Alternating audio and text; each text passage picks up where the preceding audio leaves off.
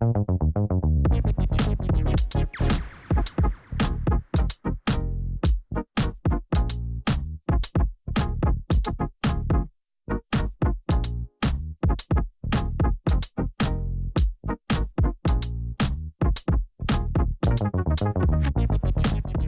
buenas tardes, ¿cómo están? Y aquí nuestro episodio de hoy con la doctora Yamila Antolini, médica clínica, geriatra de nuestro grupo, y con un tema espectacular de trastornos en la conducta, en el deterioro cognitivo. Cada vez más tenemos adultos mayores, cada vez más tenemos pacientes con deterioro cognitivo y esta sintomatología es súper frecuente.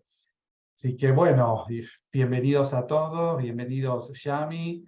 Hagan las preguntas por YouTube, que quieran, que las vamos a ir contestando. Por otro lado, hagan la que va a aparecer en el Zócalo, en el email, donde ustedes pueden mandarnos que van a participar desde ya de todo este ciclo de 5 charlas, y que nosotros les vamos a ir mandando las preguntitas choice para así luego obtener ustedes el certificado. Así que bueno, Yami, gracias por estar con nosotros, bienvenida nuevamente y te escuchamos atentamente.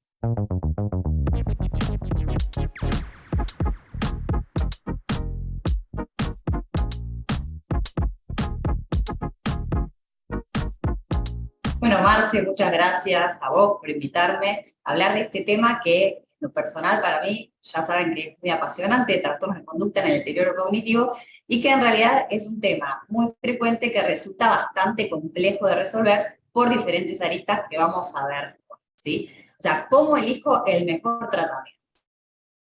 Bueno, pero en principio es una breve introducción de la importancia del tema, algo del aspecto general no farmacológico, pero yo quiero abordar explícitamente lo farmacológico. Así que hay muchísimo para hablar, obviamente no voy a poder abordar todo lo farmacológico, pero como para que tengan herramientas como para poder manejar.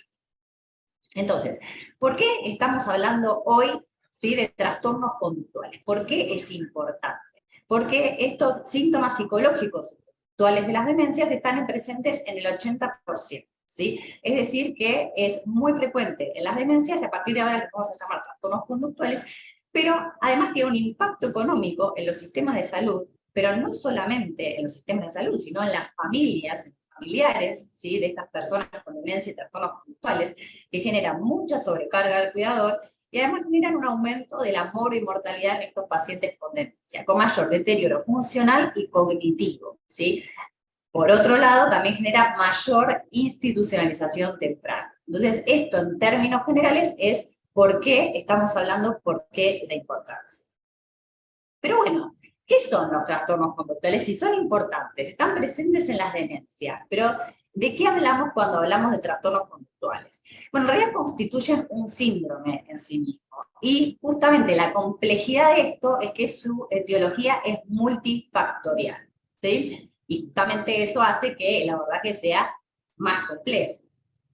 En principio, el más frecuente, ¿sí?, de todos los trastornos conductuales es la apatía, ¿sí? La apatía encima es un trastorno síntoma, bien, conductual, que es muy difícil de tratar, en general no tiene tratamiento, ¿sí? Es muy frecuente, en el 50% de los pródromos de la enfermedad de Alzheimer está presente, también en enfermedad de Parkinson y también en demencia frontotemporal. Pero igualmente, en segundo lugar, en frecuencia, tenemos como trastorno conductual a la agitación y a la agresividad, que es el que en general dispara las interconsultas, principalmente nosotros que somos parte del equipo de psicogeriatría, ¿sí?, los que más generan una disrupción en el medio o en el entorno de este paciente. Y en tercer lugar está en frecuencia la depresión. Como otros trastornos conductuales, sí, podemos nombrar la desinhibición, la psicosis, sí, con alucinaciones y delirios, la psicosis, los trastornos del sueño, también podríamos nombrar dentro de estos el wandering, sí, la deambulación, ansiedad, irritabilidad. ¿Bien? Muy bien. Y ahora esta filmina, que yo siempre que hablo de trastornos conductuales la pongo, porque me parece que no se puede hablar de trastornos conductuales sin entender cómo es que se generan, ¿sí? Cómo es que ocurren estos trastornos conductuales. Y en principio, para su generación, tenemos factores que son biológicos, sociales y factores psicológicos. Hablemos de los factores biológicos. Esa demencia. Esa demencia, sabemos que es una enfermedad neurodegenerativa, que lo que va a generar es un daño anatomopatológico. Ese daño anatomopatológico va a determinar probablemente un determinado trastorno conductual. Es decir, por ejemplo, un paciente que tiene una demencia de tipo frontotemporal, y bueno, sí, va a tener más tendencia a la desinhibición justamente por el daño frontal que genera. En cambio, por ejemplo, una demencia por cuerpo de Lewy y por el daño que tiene anatomopatológico va a tender a las alucinaciones, ¿sí? Pero por otro lado, aparte del factor biológico, anatomopatológico específico de la demencia, tenemos el factor biológico propio de ese paciente. Es decir, no solamente que es un paciente, obviamente, que tiene esa enfermedad, sino que ya cuenta con un cerebro de base. Y como sabemos, cada cerebro es complejo y cada cerebro es individual y diferente. Y que tiene un fenotipo de neurotransmisores con el que nosotros cargamos, que determinan nuestra personalidad. Es decir, nuestra personalidad va a estar determinada también por factores sociales, ¿sí? Por factores ambientales, por la experiencia de nuestra vida, pero nosotros ya contamos con un cerebro de nacimiento. Y ese cerebro de nacimiento tiene neurotransmisores, ¿sí? Que también son la base de nuestra personalidad. ¿Cómo lo pongo en palabras más simples? Bueno, en realidad, por ejemplo, un cerebro, ¿sí? Que tiene más tendencia a una neurotransmisión con serotonina, ¿sí? Serotoninérgica, y posiblemente tenga más tendencia a la agresividad cuando encima además tenga un daño, ¿sí? Anatomopatológico por un deterioro cognitivo. No sé si se entiende hasta acá, Marce. Sí, a ver, para ir aclarando un poquitito. A ver, por un lado, los síntomas que vos comentaste en la diapositiva anterior, como síntomas de apatía, depresión, irritabilidad. Lo interesante es que un mismo paciente puede tener varios síntomas concomitantes o sucesivos, ¿no? Entonces, desde el punto de vista docente, está espectacular como vos lo comentas, pero a veces esto se va entremezclando y uno tiene que tratar de ver cuál es el síntoma más disruptivo, digamos así. Esto por un lado, ¿eh? Y por el otro lado, lo que vos comentás acá, que para ir traduciéndolo, uno puede decir, bueno, la personalidad de base es clave. Doy un pequeño ejemplo. El que tenía una personalidad de base, por ejemplo, narcisista, y se va haciendo con deterioro cognitivo, quizás lo que uno ve en la práctica cotidiana que son los de más difíciles en el manejo, en querer incorporar, por ejemplo, una persona como cuidador, o no dejar que lo ayude la familia, cuando siempre hizo todo solo. Entonces se hace una situación más diferente. Entonces, el hecho de su personalidad de base marca mucho cómo va a ser el manejo a posteriori. Tal cual. Pero bueno, esa personalidad, como les decía, no solamente depende de esos factores psicológicos o sociales a las que se expuso el paciente, sino de un fenotipo de neurotransmisión que tiene, ¿no?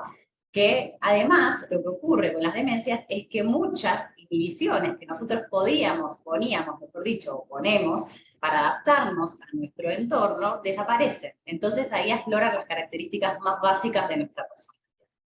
Y por otro lado, ¿sí? Además de todos estos factores a tener en cuenta, tenemos los factores sociales para el desencadenante, podemos decirlo, para la generación del trastorno conductual. Y los estímulos acá del entorno son fundamentales, ¿sí? Es decir, que siempre hay que tener en cuenta que ni mucho estímulo ni poco estímulo, ¿sí? O sea, poco estímulo puede desencadenar un trastorno conductual y mucho estímulo también, ¿sí? Es decir, por ejemplo, bueno, esto ocurre mucho en la educación del manejo no farmacológico de los trastornos conductuales, cuando uno le dice a la familia, y nosotros preferimos que el paciente tenga rutinas y, por ejemplo, que no vengan a visitarlo 5 personas, ¿no? Porque esas 5 personas le van a generar quizás muchísimo estímulo a ese paciente que no puede procesar en un cerebro que está dañado y que finalmente termina desarrollando un trastorno conductual, ¿sí? Bueno. Entonces, ¿cómo abordo, ¿sí? ¿Cómo, en principio, cuando yo tengo la interconsulta por ese trastorno conductual en ese paciente, cómo empiezo a pensar? Obviamente en todo paciente geriátrico hay que empezar por el interrogatorio, en estos casos va a ser por un interlocutor válido que vamos a tener, y lo que tenemos que hacer es tener una visión global del paciente. La valoración geriátrica integral nunca va a faltar, obviamente, con las características antecedentes del paciente, qué fármacos está tomando, sí, obviamente, todo el entorno que tiene y la funcionalidad del paciente. Y después de ya tener toda esa visión global del paciente, tenemos que ir directamente puntualizando a cuál es el tipo de trastorno conductual. En Marce pueden ser varios, pero siempre hay uno más disruptivo que otro. Pero también hay que tener en cuenta cuáles son en frecuencia e intensidad y qué características tiene, porque nosotros cuando vamos a tratar psicofarmacológicamente a ese paciente, vamos a tener una batería tan grande de psicofármacos, y esos psicofármacos tienen varias funciones al mismo tiempo, que tengo que saber implementarlas. Quiero dar un ejemplo. Por ejemplo, si un paciente tiene hiporexia, y además tiene depresión, pero además tiene trastornos del sueño. Y bueno, vamos a utilizar un medicamento como la mirtazapina que me ayude a la orexia, también a la depresión y también a dormir, ¿no? O sea, pero para eso tenemos que conocer bien los psicofármacos y tenemos que haber hecho previamente un buen interrogatorio, ¿sí? Además de ese interrogatorio dirigido entonces a lo que es el trastorno conductual con la frecuencia e intensidad, tenemos que educar a la familia. Como ya les dije, no me voy a detener demasiado en lo que es la educación al aspecto no farmacológico, pero sí esto de los estímulos. Ni mucho estímulo ni poco estímulo. Ni que el paciente esté aislado sin un estímulo cognitivo, ni que tenga demasiado estímulo que no pueda procesar.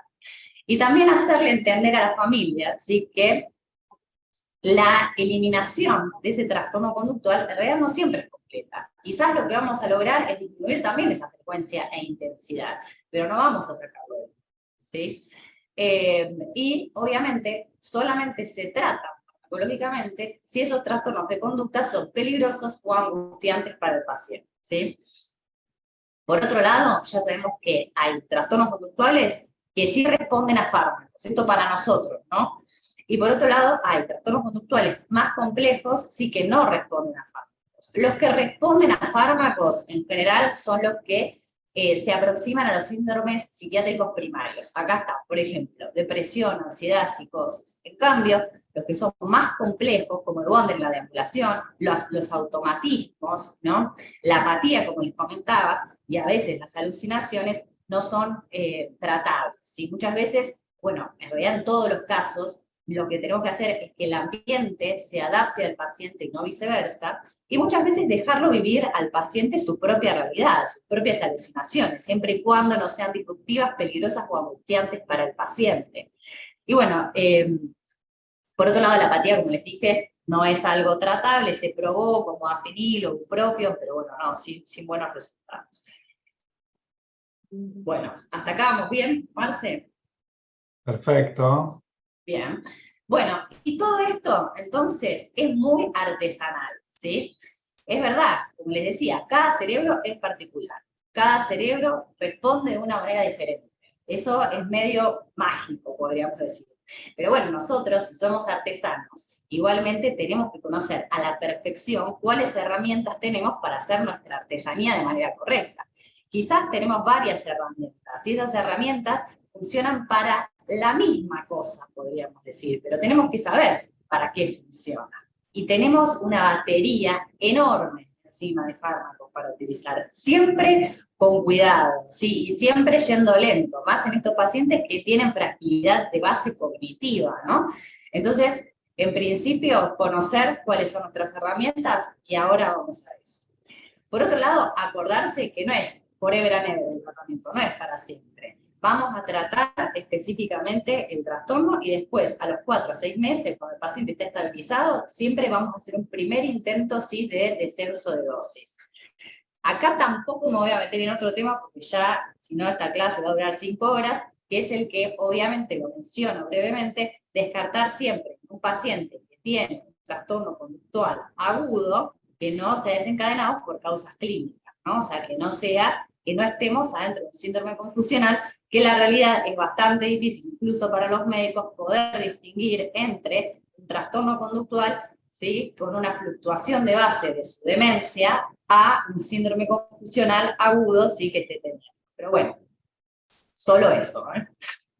Es Y interesante esto que vos comentas en el contexto de la expectativa con la familia, porque a veces la expectativa es muy alta, que uno con una medicación va a resolver 180 grados la problemática del paciente y sabemos que eso no va a ser así. Entonces es muy importante tomarnos nuestro tiempo de charlar, qué es lo que tiene, a ver, y qué es lo que buscamos con la estrategia de la medicación.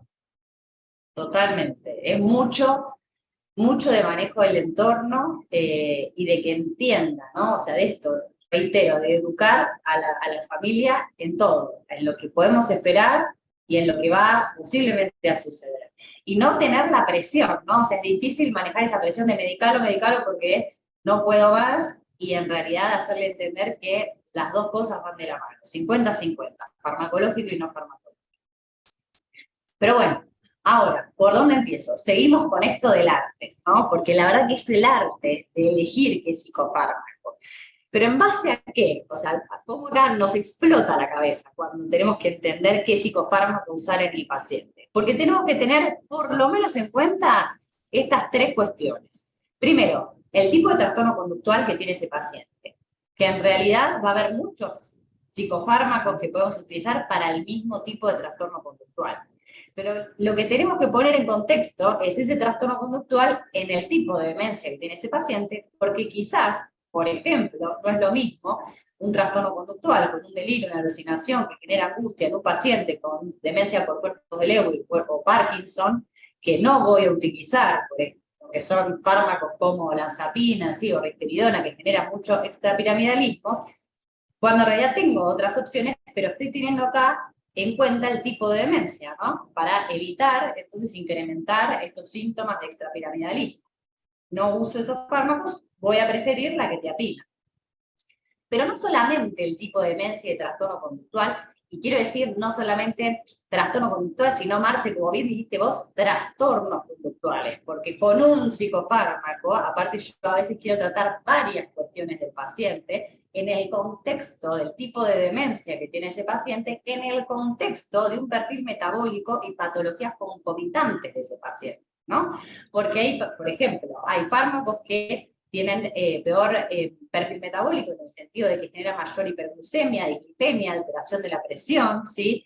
Entonces, también hay que tenerlo en cuenta.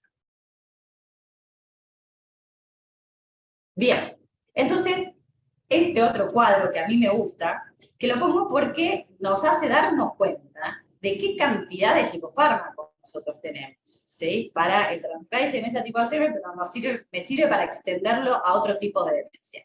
Y en principio nosotros sabemos que para todas las demencias, de base tenemos el tratamiento farmacológico basal, ¿sí?, con los inhibidores, ¿sí?, de la acetilcolina, los acetilcolinesterasa, y por otro lado tendríamos a lo que son los antagonistas NMDA, ¿sí? En general, para lo que es enfermedad de Alzheimer, utilizamos donepezilo, ¿sí? Podemos también usar el donepezilo para lo que es enfermedad de Parkinson, ¿sí?, y también para cuerpos de Lewy, pero preferiblemente en tanto cuerpos de Lewy, ¿sí?, como Parkinson, usamos ribastigmina parche, que es mejor tolerada y que nos ayuda, ¿sí?, también al tratamiento, no solamente del deterioro cognitivo, ¿sí?, para retrasar el deterioro cognitivo, sino también que nos ayuda para el manejo, a veces, de las alucinaciones y de trastornos psicóticos, ¿sí? Y lo mismo, bueno, la memantina también la utilizamos, está aprobada ya para la enfermedad de Alzheimer. Brevemente de estos fármacos, ¿cuándo lo usamos cada uno? Dije, reitero, donepezilo en general en enfermedad de Alzheimer, y la ribastigmina la preferimos para enfermedad de Parkinson y cuerpos de Lewy. ¿Cuándo? Podemos iniciarla desde un paciente que tiene trastorno neurocognitivo menor, eso está discutido, pero sí se puede hacer, hasta el principio, digamos, trastorno neurocognitivo mayor, estadio leve, hasta el severo. Y la memantina a partir de moderada a severa en enfermedad de Alzheimer, ¿sí? Pero, quiero decir, estos fármacos, ¿sí?, se usan para el tratamiento basal de la enfermedad. Es como un buffer, ¿no? Es como yo siempre digo, Si yo tengo la insulina basal, ¿sí? Y después tengo las correcciones, bueno, sería como una especie de NPH, ¿no? Siempre tiene que estar, porque como les dije, estos fármacos, ¿sí? No solamente los antidemenciales, digamos, no solamente nos ayudan para lo que es el deterioro cognitivo en sí mismo, sino que también nos ayuda a ahorrar psicofármacos, ¿sí? Y lo mismo ocurre con los antidepresivos, ¿sí? O sea, acá ampliamos el concepto de que no solamente los antipsicóticos nos sirven para el manejo de los trastornos conductuales en los ancianos. No, es una gran batería, ¿sí?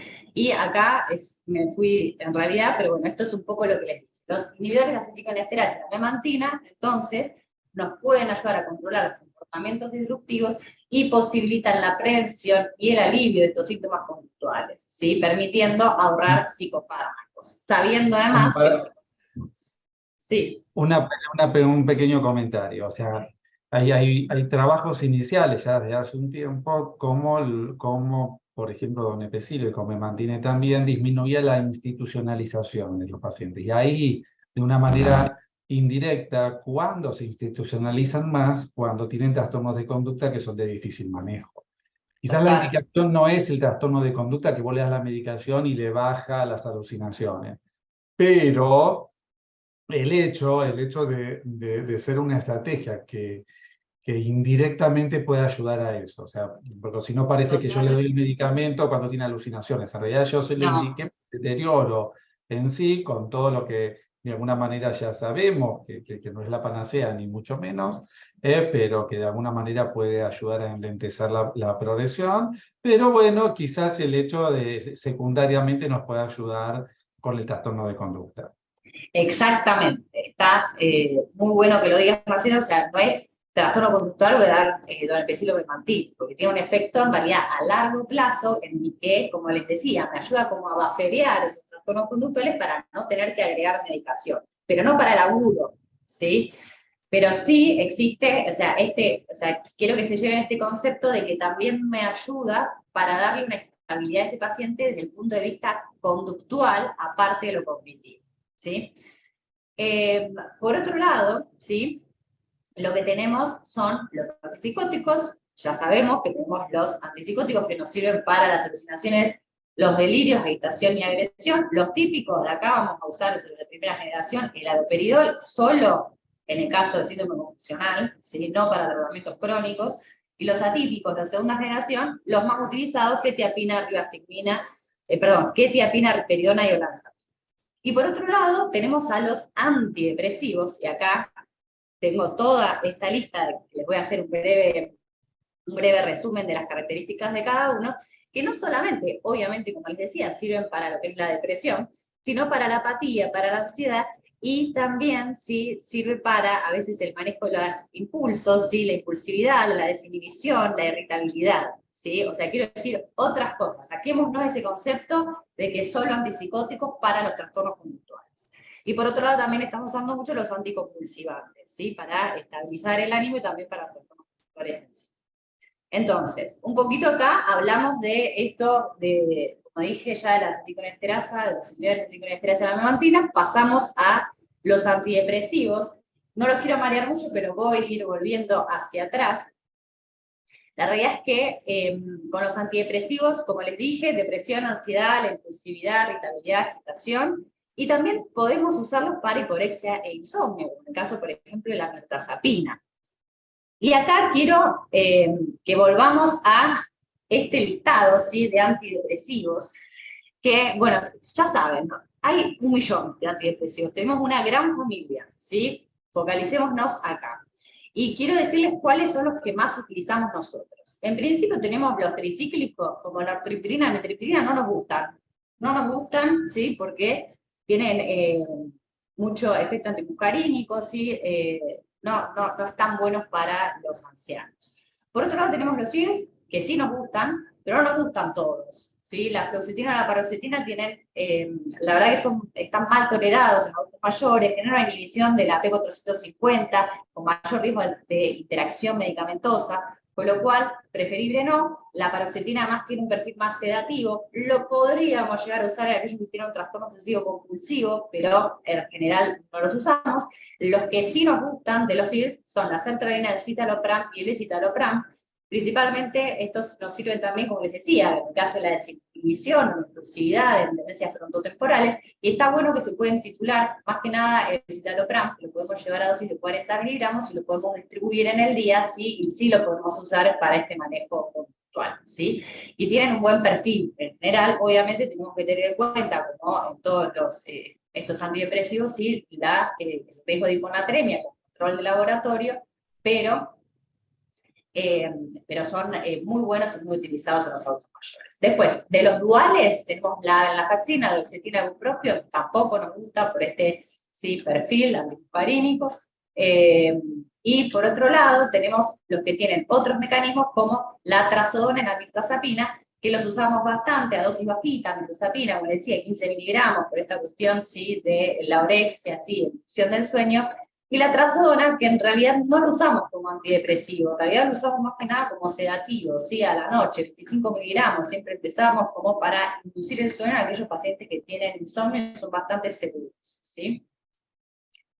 Y bueno, después los anticonvulsivantes, siempre también a dosis bajitas, con algunas cuestiones que vamos a hablar más adelante. Acá es un poquito todo lo que les dije recién sobre los...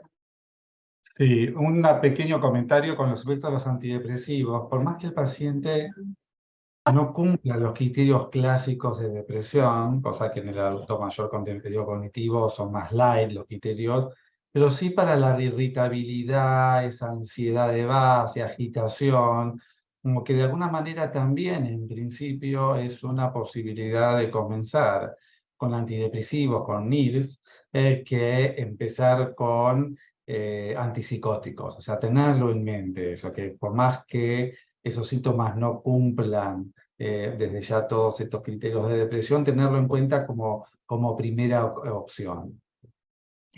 Totalmente, Marce, porque aparte, algo que no dije, que está bueno porque lo estás trayendo, que es que en realidad a veces el trastorno conductual que tiene el paciente, o sea, nosotros somos como unos investigadores del entorno y de ver cuál es el desencadenante de ese trastorno conductual. Y ocurre que a veces, en realidad, el desencadenante, por ejemplo, de una agitación, es la angustia que tiene el paciente. Entonces, uno está usando ese antidepresivo, no, o sea, como efecto antidepresivo, pero porque detectamos cuál era el síntoma primario que desencadenó finalmente ese trastorno conductual. ¿Sí? No sé si se entiende lo que quiero decir, Marce, si entendés, ¿no? Sí.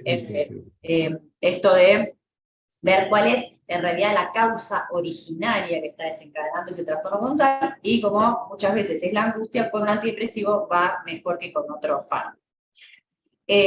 Bueno, vamos entonces ahora a los antipsicóticos, que como les dije, en realidad los usamos porque básicamente a veces no nos queda otra opción, pero los odiamos a los antipsicóticos en realidad, porque sí, generan un incremento de accidentes cerebrovasculares y muertes, ¿sí?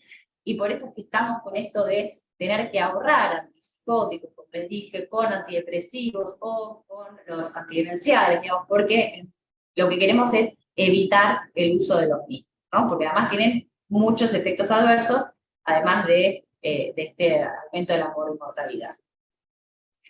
Pero también lo que pasa, ¿sí?, es que los usamos, ¿por qué? Porque cuando tenemos trastornos conductuales, síntomas psicóticos, que son de muy difícil manejo, y bueno, son, como les decía antes, más disruptivos, los que más sufrimiento generan en el paciente y en el entorno, ¿sí?, los que no tienen tendencia o escasa tendencia a la remisión espontánea, ¿sí?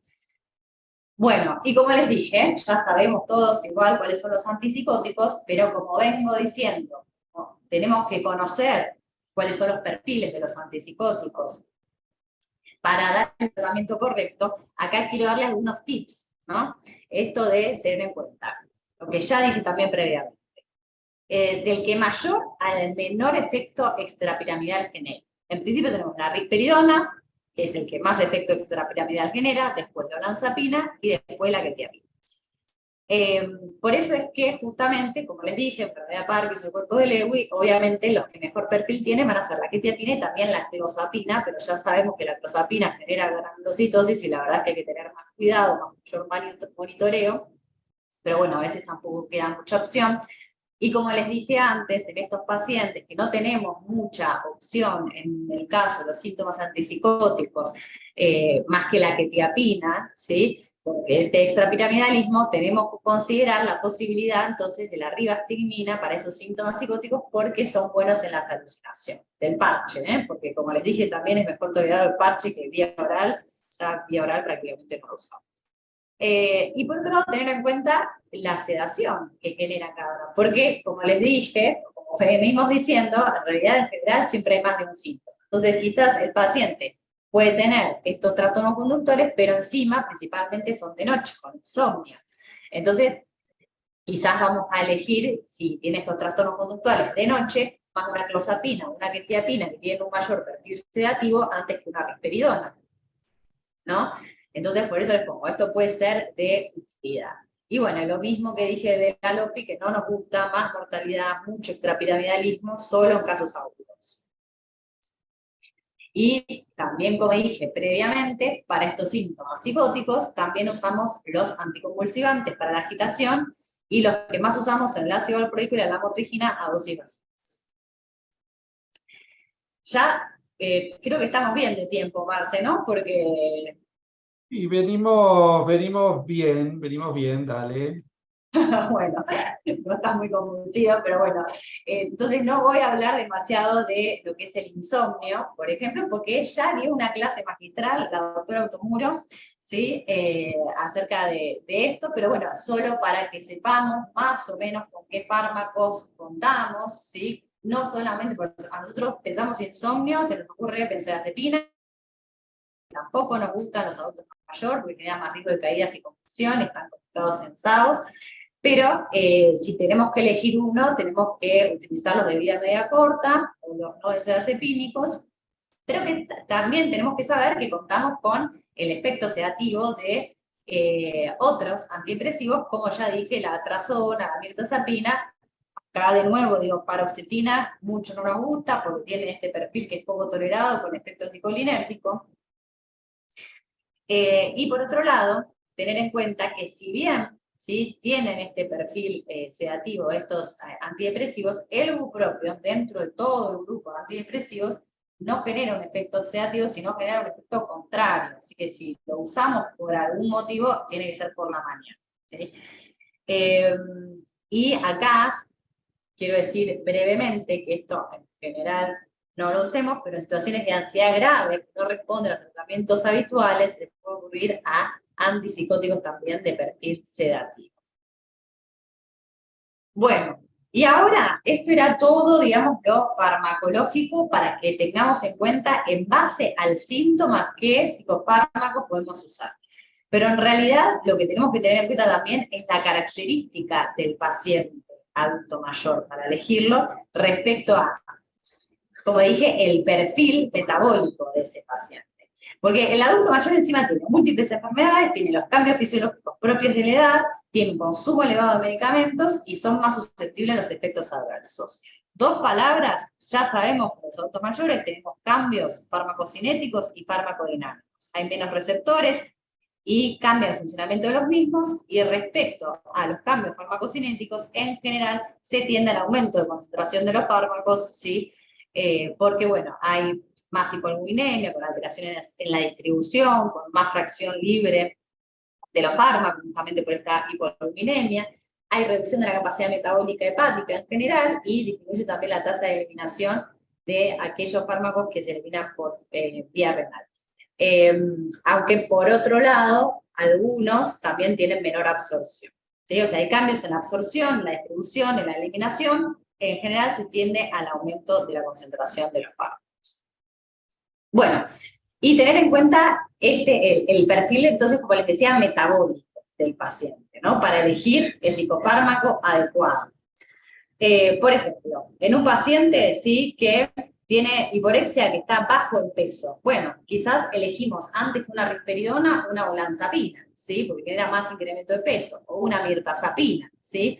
En el caso de un antidepresivo. También el ácido valproico y la motrigina producen ganancia de peso. Y en un paciente, ¿sí? No, por el contrario, si está gordito, ¿sí? Podemos usar quizás más los GIRs, ¿sí? La fluoxetina genera disminución del apetito y del peso, pero como ya les dije, tampoco sería un medicamento que en general utilizamos en los adultos mayores. De alteraciones metabólicas, 2 palabras, ya sabemos también que los antipsicóticos no nos gustan demasiado para aquellos que tienen un perfil metabólico alterado porque generan muchos cambios. Sabemos que la clozapina o olanzapina y la quetiapina altera ese metabolismo y también dentro de todos los antipsicóticos, la clozapina y la olanzapina son los que mayor riesgo de hiperglucemia generan. Como ya les dije, tener en cuenta el riesgo de hiponatremia grossil, sí, que el 25% de los adultos mayores que lo toman pueden tener hiponatremia, siempre un control con ionograma. Ahora, 2 palabras, de insuficiencia renal, insuficiencia cardíaca e insuficiencia hepática, a tener en cuenta, teniendo en cuenta el metabolismo, ¿sí? De los fármacos. La risperidona, solamente disminuimos la dosis 50% en caso de insuficiencia renal grave. No presentan ajuste de dosis aloperidol, olanzapina y quetiapina. Solo ajusto el ácido valproico en caso de insuficiencia renal grave. Respecto a la motrigina, solo en caso de insuficiencia renal moderada. Respecto a insuficiencia hepática, antidepresivos, solo los duales, ¿sí? Ajusto en insuficiencia hepática leve. De los antipsicóticos, solamente risperidona, olanzapina y la quetiapina a partir de estadio Bechar. Y de los anticonvulsivantes no usamos el ácido valproico, ¿sí? Y la lamotrigina presenta o necesita ajuste de dosis en estadios B, C, Bechar. Última filmina, corazón, ¿sí? ¿Qué tener en cuenta? Ya sabemos también que los antipsicóticos, bueno, tienen sus efectos adversos con el aumento del intervalo. De los antidepresivos modernos va bárbaro, ¿sí? Con el corazón no hay mucho riesgo, el ácido valproico es seguro también.